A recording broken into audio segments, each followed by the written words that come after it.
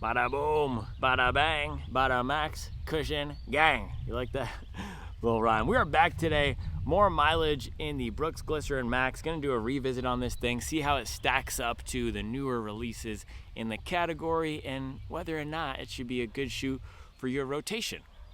And guess what? If you're looking for a new shoe for your rotation, especially if you're looking for a max cushion shoe, make sure you're on the Supwell app. Supwell app is my app. It's the best buy, sell, and trade marketplace out there. We have great deals on shoes like this because people will get them. It doesn't work for them. It's the wrong size. And so they'll list it for their fellow hobby joggers to get a deal.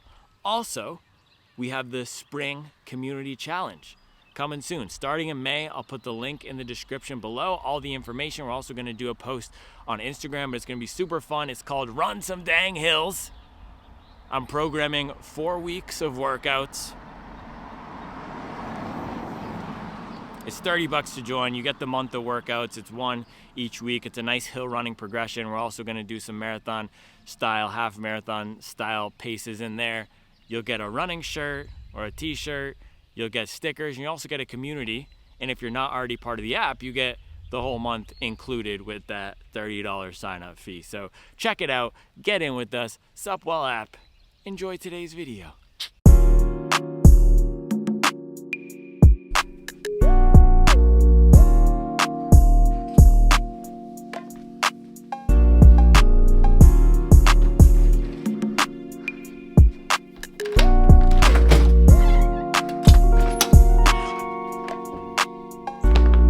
You know it's the Max Cushion gang. We got the glizzy out here. It's a beautiful Friday in Mint Hill. The humidity is about 98%. Oh, we got the cardinals flying around here. I'm sure there's some dead beetles on the porch somewhere. Oh, it looks like did the bats clean them up? What type of animal comes and eats beetles? Because that's something that definitely happened. Because there were a few yesterday here after my double. There was 2, unless Charlie swept them off, but I don't think so. Anyway, today, revisit this morning. Revisit on the Glizzy Max. This is the Brooks Glycerin Max OG. I love when we have an OG on the channel, whether it's a Saucony Endorphin Elite OG or the Puma MagMax or the Brooks Glizzy Max, because there's a lot of shoes that have been around forever. Some shoes that have been around long before I was born, like the Nike Pegasus. And look what we have here. Look at that. Bro, you already know it's slug life till I die. Yeah, there's so many long-running nameplates out there. It's like the Honda Civics and the Honda Accords of the world. This is something new. This is something fresh. This is max cushioned running shoe. New foam from Brooks, DNA Tune. This dropped last summer, but new foam at the time. All right, I'm going to buy a new tripod off Amazon immediately after this run. This thing is on its last legs. Get it? Last legs. Tripod. This is one of my favorite shoes of last year. So comfortable. There's a lot of great max cushion shoes out there. You have the more traditional ones like the New Balance More V5, which I would call a dinosaur at this point, and I did call it dinosaur about a month ago. It's probably exactly a month ago when I ran in that. You have the newer ones that are designed for bounce or protection or long run capability, like the Asics Superblast 2, the Puma MagMax, and the Hoka Skyward X. Then you have more max stacked speed training shoes like the Hoka Mach X2, and even Brooks, their own Hyperion Max 2 would fit in that category. And then you have this, which combines elements of all of those shoes. It has the aggression of a speed training shoe up here at the forefoot. Look at this aggressive rocker. It has the comfort of a more traditional dinosaur max stack shoe, like the New Balance More V5 or a 1080 V13 or an Asics Gel Nimbus. And then it has the bounce of that new category of shoes, the Superblast 2 and the MagMax. So you get a thick stack in the back here, great padding around the upper. I have over 100 miles, I think 130 something miles on this. This was on my list of my top 5 training shoes of the past year. I forget exactly where it came in. Maybe it was 3 or 4, but one of the shoes that I've really enjoyed putting miles on. I got Charlie a pair of these as well, and she uses them for walking. I don't even know if she's running them yet. She hasn't been running that much recently, but she has been talking about doing yoga again. So maybe we'll have to do a top 5 shoes for yoga. Well, yoga is barefoot. That's the thing. But not all barefoot activities are Barefoot Mafia. I think Barefoot Mafia is too angry to do yoga. But yeah, durability on these is great. Look at this. Over 100 miles, 150 miles. I'll typically see some wear back here. I'm going to go grab my Vomeros really quickly because those have about 75 miles. Oh, did I just must have smashed something? Yeah, the Vomeros have about 75 miles on them, and the wear is way worse. Check this out. So check this out. Nike Vomero 18 at 75 miles. You can see in the back here.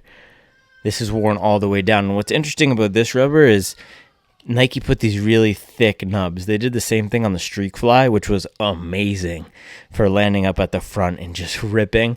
I love what they did with it. On here, though, they just protrude out of the back, and it creates just more between your foot and the ground, more to rub off. So I've heard a few people say that the Vomero isn't holding up super well for them, but it's fine. Mainly brought that out to show you. Look at the difference.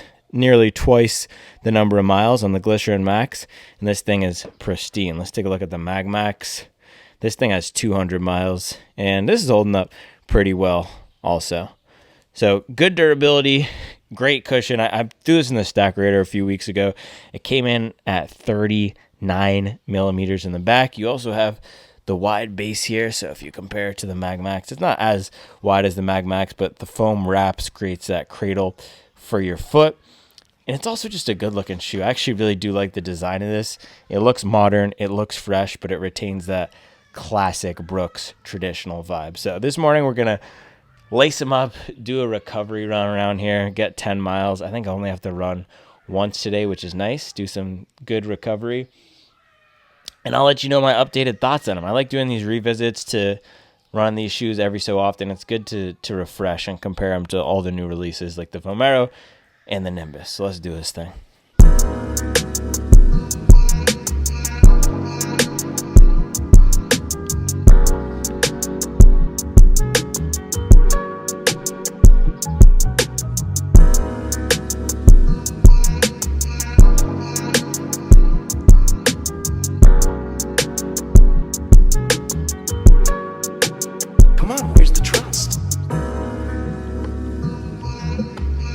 Hold up, man. I actually want to show you something before we lace these up.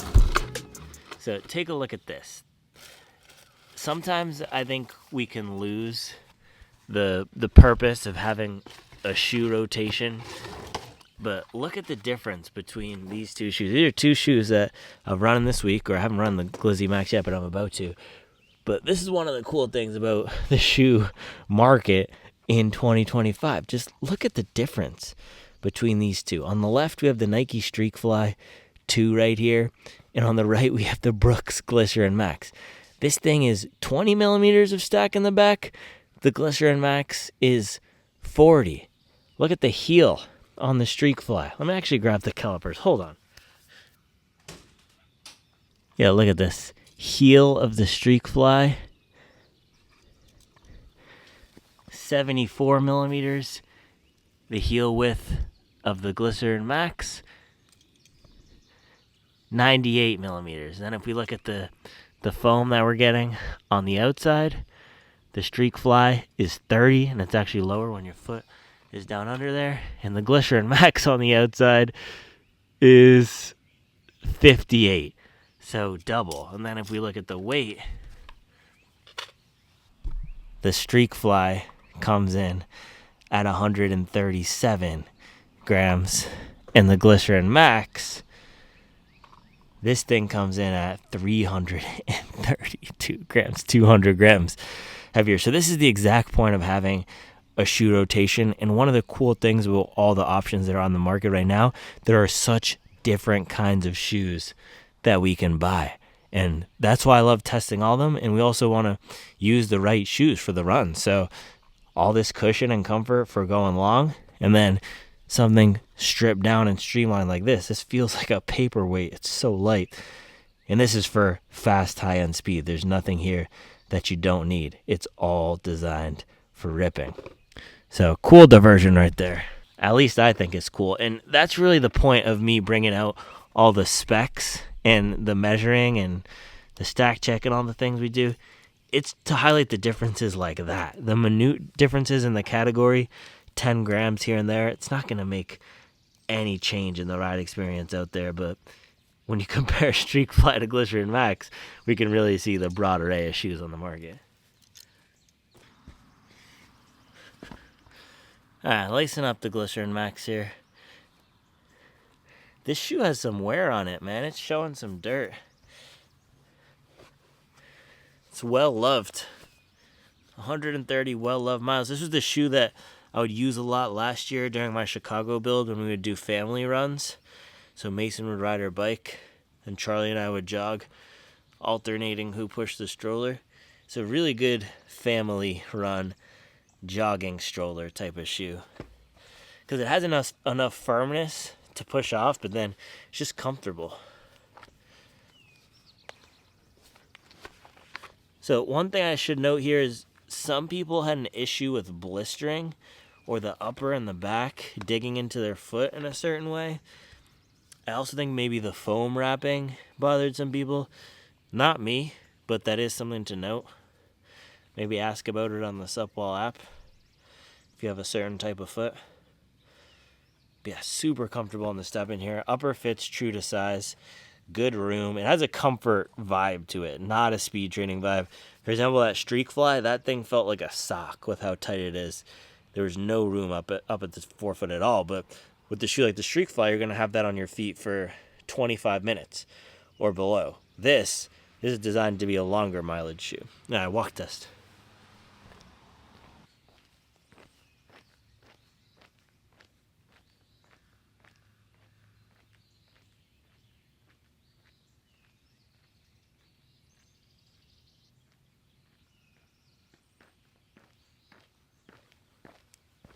Man, I don't care what the numbers say. This thing just feels so high off the ground. And the heel isn't the tallest heel out there. It's right around 40, even below, but the forefoot is so stacked. And it's interesting, it's almost a zero drop now because with the softer foam on the back, it's compressed, but then the forefoot has a firmer foam. So that's one of the interesting things with how this shoe is evolving that I'm not sure Brooks quite considered, but it does feel like a very flat drop shoe with an aggressive rocker. And that's the unique thing Brooks did in the construction. The whole DNA tuned concept is tuning the foam in different regions to have different densities or different firmness levels, which will give you a different ride experience. So the back is tuned to be softer, supposed to be more comfortable and protective, and the front is tuned to be firmer, which is supposed to be what Brooks calls responsive or faster, so you can push off. And I have found it pretty good for pushing off and doing strides. Yeah, still comfortable. The back has that nice cushion. I can feel the protection, and I'm just so tall. It's crazy. These do not feel like normal shoes. These feel like Super Max Stack shoes. All right, with that, 10 miles. Let's go get it. Man, I really gotta stop leaving this thing outside. There's weird poop on it.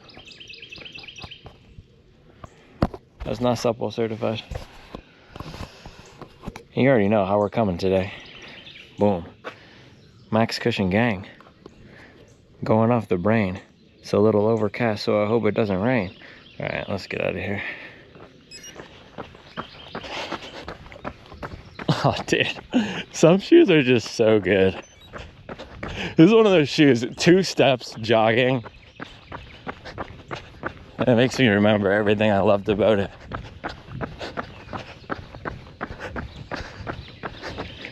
Yeah, that supportive squish, the bounce, the rocker. Another shoe that just puts a smile on my face. For some chill, relaxed miles. This is a big dog. This is a category redefining shoe. Really is. This and the MagMax, they just came through, cleaned it up. Said more V5? No. Gel Nimbus 26? No. Invincible 3? Get out of here. So good. Yeah, and the forefoot just responds so well when you step on it. This is the thing I always forget with this shoe. You really can push it.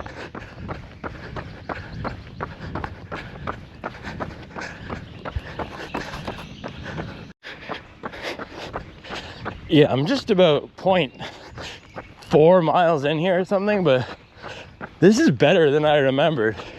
In my head, because I've run in the MagMax so much, I think I exaggerated the differences between the two.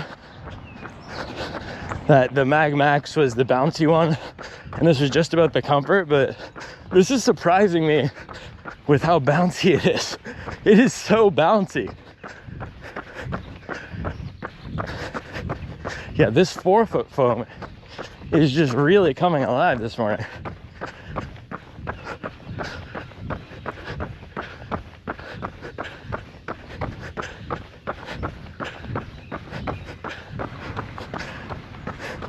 What is true about the difference between this and the MagMax is this is a lot more restrained and comfortable at those relaxed paces. MagMax, I always got to get down below 750, 745. Mile 1, 8:13 pace. Man, my recovery pace has been recovery the past 3 days. So the 3 main things I care about in a shoe like this: is it bothering me? Can I run the paces that I want to run without feeling I'm being pushed in one direction or the other? And then last is the fun. So a shoe like the Bandai or the Vomero or the Ghost Max 2, those check the first 2. They don't bother me, and I can run whatever daily pace. And I'm not going to start hammering 400-meter repeats in those. Where this and the MagMax and Skyward X come into play is the fun. Now, where this might take it over those 2 is it really doesn't force me to run faster. I can just bop along. A lot of these Super Max Stack shoes, they feel better for me at 155 pounds when I put more mustard into them. And especially with the Super Blast, I just can't get that thing going. So this guy right here, man, this is the best relaxed cruiser.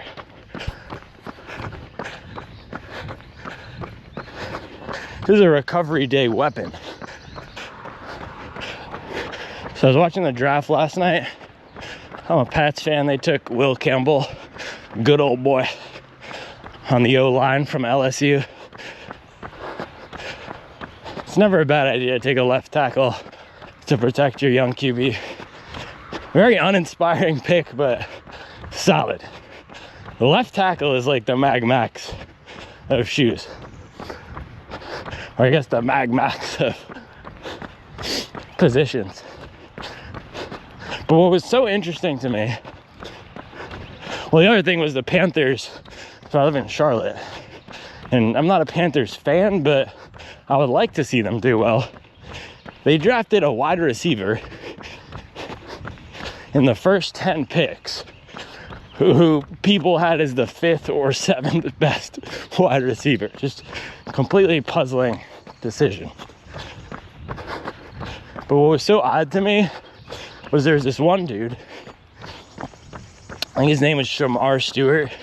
He was the guy who was dripped out in that green suit, dapping everybody up. But the odd thing was all the analysts were saying he had no production. He didn't really do anything, but he still got drafted in the first round. It's just so weird to me. Why would you draft a player who's proven that they're not really doing much?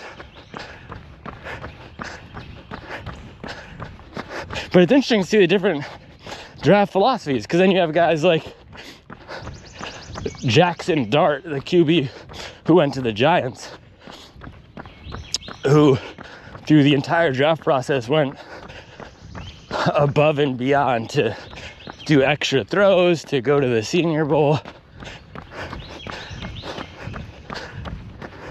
And then you have the guys who, and I think what was rubbing me the wrong way is they were just talking about his physical traits. Oh, this guy's so big and strong, but he didn't have any sacks.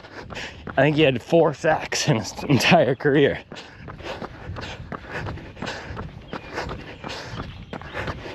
I guess that's the thing. Do you draft on physical potential? Do you draft on production? Do you draft on mindset?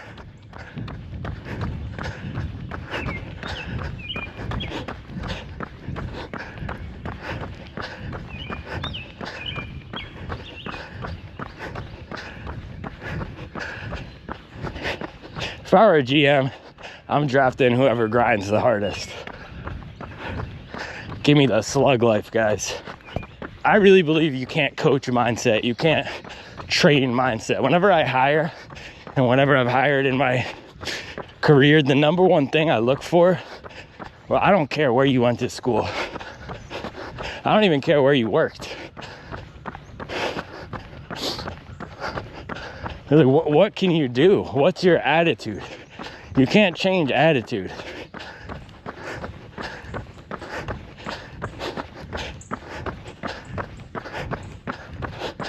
People who want to get it are going to go out and get it.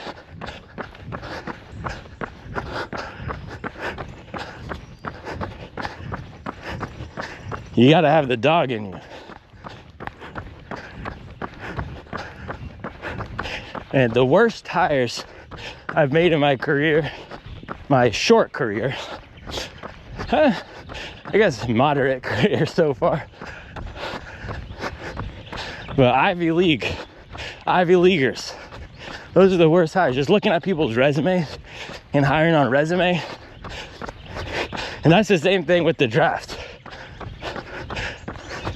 Drafting somebody because, oh, they're 6'5".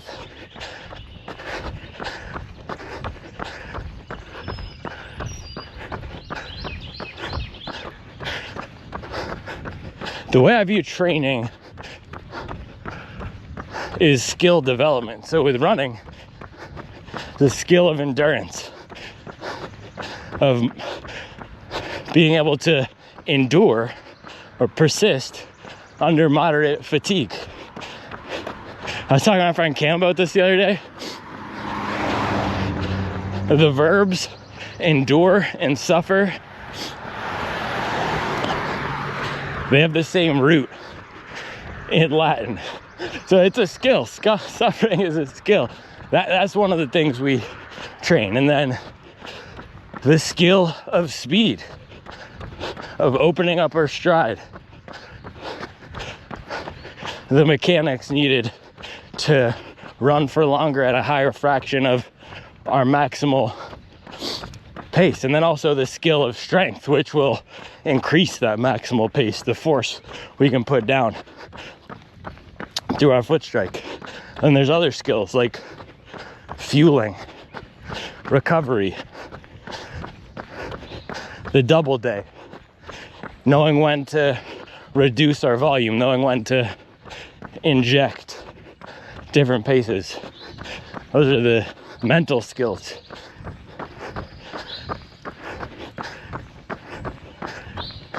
Knowing how to rebound from a minor injury. Those are all things that can be learned and that we can coach. But the slug life mindset, can't coach that, baby. That's a choice.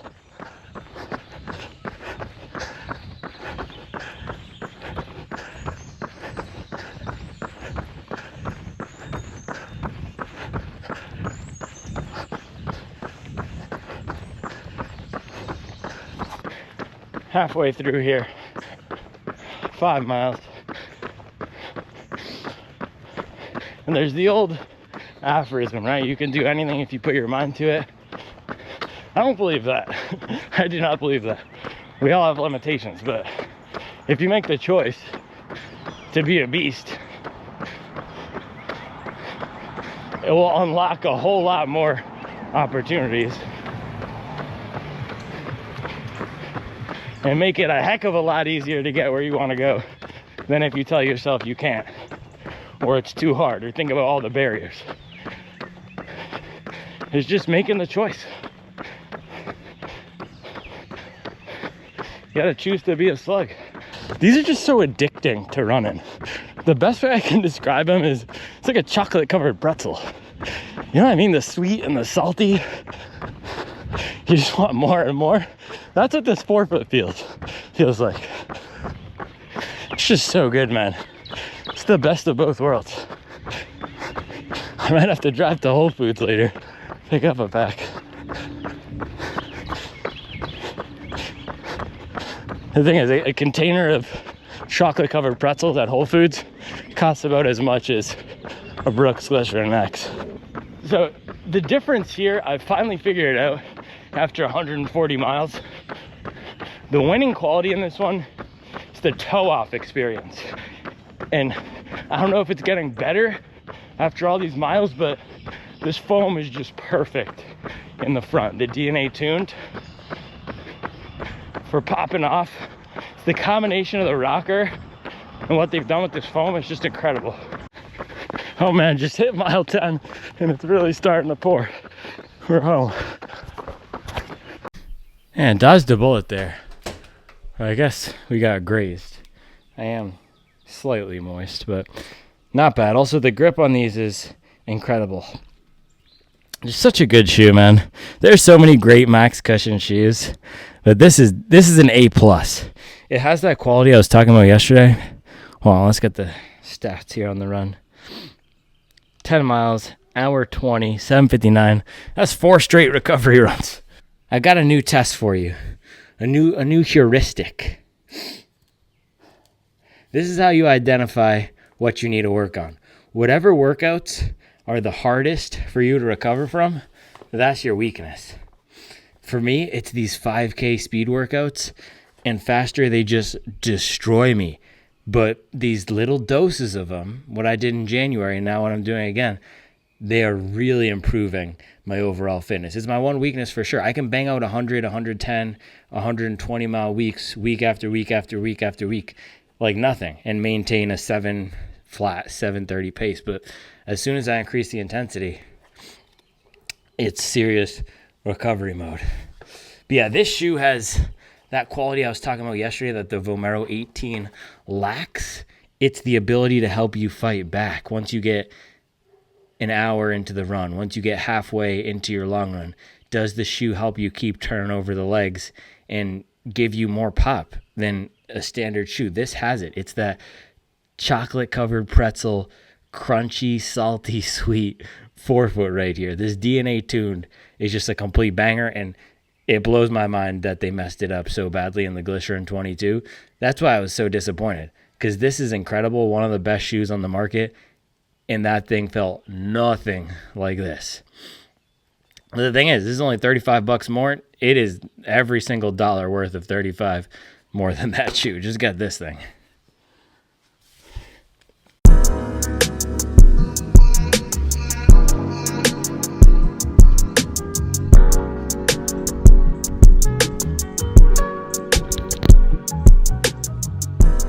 Bang.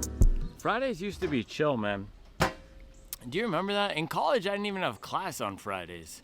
Now Fridays are the days where I have to get every single thing done before the weekend. I've been trying to take Saturdays off though, so either super low mileage, or I even took 2 Saturdays off from running and off from filming. So Fridays are just, man, we got a lot to do. But this is a good shoe for a Friday. This is a good shoe for any day where you just want to get out and enjoy some mileage. That's the headline here. This is an enjoyable shoe, and it really is the best at what it does. So let's throw up the run this morning. Nice 10-mile recovery run right at that 8 flat pace, and I've been saying it this entire week and really the last few months. Man, you run your easy days easy, or run your relaxed days relaxed, run your hard days hard. Once you start ramping up the volume, once you start ramping up the intensity, these relaxed miles will fall wherever they need to be. And this is a shoe that's designed for this exact type of run. Now, yesterday I had the Vomero 18 out here, And it's funny because anytime I mention that shoe and I talk about how it's a daily trainer designed for relaxed mileage, someone brings up Conor Mantz. Oh, bro, Conor Mantz was ripping the workout in the Vomeros. What a shoe is designed to do and what it can do are two different things, right? If Josh Kerr put this thing on, I guarantee you he could run a 4:30 mile in it, right? So these shoes aren't designed for speed. They're designed for comfort. They're designed for protection. They're designed for long run capability, but of course you can do other things with them. But on today's run, nice 10 miler, just about 80 minutes, so an hour and 20 minutes. This is the perfect shoe for the job, and I've been trying to do a better job at that recently, just testing the shoes and using the shoes that match up for the run. So this has got a thick stack, 40 millimeters in the back here, the DNA tuned, plus the rocker. And today that was what really was shining through on the run, just how nice this toe-off experience is. So you get the softer foam in the back, which helps with the landings, and the firmer foam in the front. And anytime I was pushing off the front, and it wasn't like I had to put a lot of force or mustard into it, but when I was pushing off the front here, bopping along, especially on the flats, not so much on the uphills, but on the flats and the downs, putting more power down into the shoe, it's just so bouncy and fun. It's like that fluffiness of the Vaporfly, but in the forefoot of a Max cushion shoe without being too soft. So that's the beauty of the Glycerin Max. You get all the comfort and the softness of something like the 1080 V13 or the More V5, plus the bounciness of a race foam, of these Super Max Stack plated shoes like the Skyward X. So not as bouncy and fun as the Skyward X, but it's in between. If you could combine the More V5 and the Skyward X, bang, this is what you get. So this is still a top 5 shoe for sure. No real downsides. It's only, I think the main thing is it is a bigger shoe on foot, and this is what I was saying, comparing it to the Streak Fly up there. If you look at the poles, the two opposite ends of the spectrum, you have the light, stripped down, minimalist shoes. The Streak Fly is just about as minimal as we're gonna get for mainstream road running, training, racing shoes. You're not gonna really go any lower than 140 grams in my size, which is just crazy. That thing weighed in at 138. There's no padding on the upper. It fits my foot like Superman's Spidey suit. It's a plate with some foam. That is really it, and the foam is just there to give some protection around the plate. This thing, on the other end, is all the way on the other end of the spectrum, nearly 3 times the weight. It's 200 grams difference. This is 330 versus 130 in that. You get double the amount of foam, and in the forefoot, maybe even more than double the amount of foam. Tons of protection, tons of padding on the upper.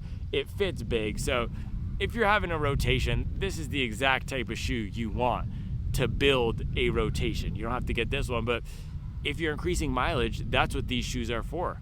We get out here, we want to have fun, we want to be protected and do some longer miles. So this was a nice way to round out my week of running. I've run in some of my favorite shoes this week. That Streak Fly is definitely new favorite shoe. Plus, I ran the Aeroglide, and this doesn't have as much, if you compare it to the Aeroglide, which is one of my new favorite daily trainers, this doesn't have as much of that versatility as that shoe. I'm not going to want to dip down to below 710s and start hammering, but it's nice sometimes to have a shoe that is specialized for this type of running. It's very similar to how I felt when I came out here with the More V5 for that revisit.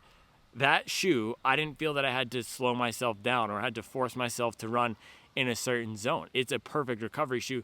Same thing with this. It is a recovery day weapon. It makes it so easy to just cruise and glide at these relaxed paces. And I know a lot of people who are running their everyday miles at a 9 or a 10-minute pace, they found that they can even pick up the pace and do some tempo style efforts in this thing. This is not going to be my choice for any of my workout paces, which right now are 5:40, 5:45 per mile and below. There's no chance I'm taking this.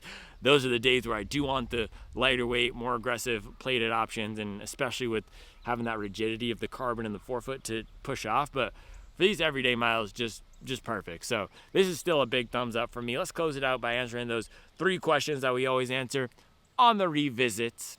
I used to say on the first run reviews, but I like doing them on the revisits so we can reclassify and categorize these shoes on these analyses. So first, intended purpose. How does it match up to it? Designed to be a Super Max Stack shoe. It's designed to be a long run training partner. And today was not a long run for me. This is what I always have to remember when I'm testing these shoes.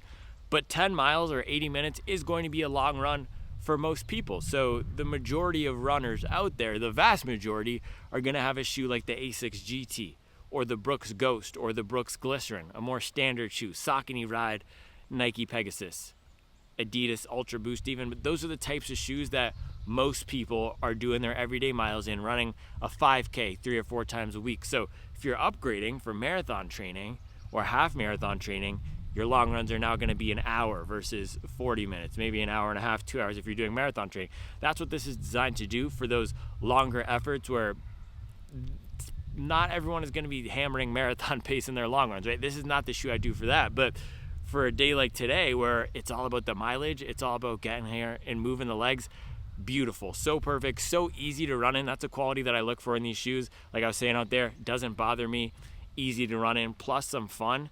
Bang. And this shoe is designed to have that special quality. Anytime a shoe is over $180, these brands are saying there's something special about this shoe. The special thing here is the forefoot, the toe off, and then the soft protection in the heel. Now, number 2, how does it compare to the category? It's much more comfortable than all of the other Max Stack shoes, much more comfortable and relaxed than the MagMax. The MagMax really does, and that's my favorite of these shoes, but it does goad me into dipping down below 750. I don't love running 8-minute miles in that thing. With this, 8-minute miles are no problem. So much more relaxed character.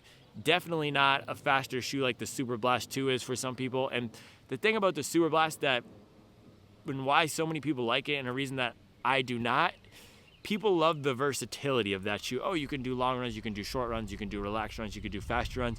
For me, it's not even the fact that I test so many shoes, but I like to use the different categories of shoes for the jobs. Again, if I'm doing a 5K pace workout, I'm not taking the Super Blast or the Glycerin Max or any of these shoes. I'm taking the Sky Paris or the Hoka Rocket X2 or maybe the Alpha Fly, maybe not even the Alpha Fly for a 5K pace workout, right? I want lower to the ground, lightweight, aggressive. If I'm doing a marathon training workout, I'm not using the Super Blast either. I'm using a carbon plated marathon shoe. That's where the Alpha Fly comes into play. So there's this, for some runners, the Super Blast can be great because of that versatility. And for others, it's this false idea of versatility, and we end up just using these expensive shoes for our daily miles, which is fine. But I'm not going to lie to myself and say this is the most versatile thing ever. No, this is a relaxed mileage tool, and it's okay with being that. It's not trying to strip down weight like the Super Blast. It's not trying to be the bounciest thing ever like the MagMax either. This knows what it is, and that is really the difference in what Brooks has done with it. They didn't try to make it something it's not. That's what I love about the Skyward X as well. Let's just go to market with these heavy beluga whales. We're going to deliver awesome rides so people will buy them and understand what they're for. Same exact thing. Skyward X, that does have more of the fast bounce to it. This is more relaxed, but versus any of those other $200 shoes, this is a more relaxed shoe. The Cloud Monster Hyper is another one, but that's more of a daily trainer. This is, again, more of a recovery shoe. For me, at least, this is the high cushion recovery shoe, long mileage shoe. Great for getting up there if you're starting to build your mileage. Much more comfortable than anything else.